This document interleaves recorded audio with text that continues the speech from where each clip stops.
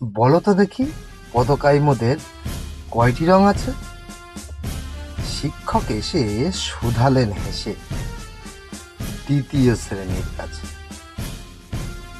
একসাথে মিলে সব ছেলে বলে চিৎকার করে জোরে, তিনটি বর্ণ রয়েছে রাঙানো জাতীয় পতাকা জুড়ে। শ্রেণীর পিছনে বেঞ্চের কোণে শিশু ছিল এক বসে। পতাকার মাঝে 5 রং আছে, বলল সে মৃদু ভাষে। কথা তার শুনে বাকি শিশুগণে হেসে খায় লুটোপুটি। শিক্ষক রেগে বলেন হেঁকে, বোঝাও কি করে 5টি? মাথা নিচু করে ভয়ার্ত স্বরে সরল শিশুটি বলে, উপরে গেরুয়া, মাঝখানে সাদা, সবুজ আছে তার তলে, আর আছে আঁকা গোলাকার চাকা, নীল রং আছে এতে।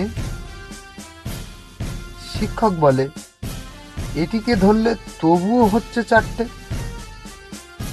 অবোধ শিশুটি বলল তখন, রং আছে আরো এক, লাল লাল ছোপ দেখা যায় ওই পতাকার মাঝে।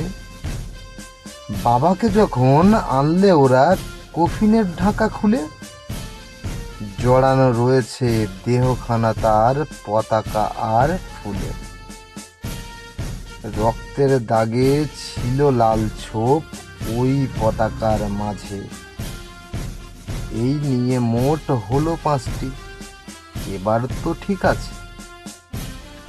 সরল শিশুটির জবাবখানি কাঁপিয়ে দিল বুক, অশ্রু এলো নয়ন ভরে, শুকনো হলো মুখ।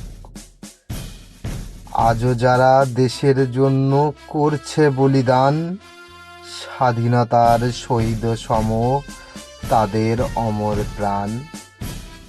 হয়েছে স্বাধীন, পেরিয়ে গেছে 70টি বছর, দেশ বাঁচাতে যাচ্ছে যে প্রাণ, রাখছি কি তার খবর?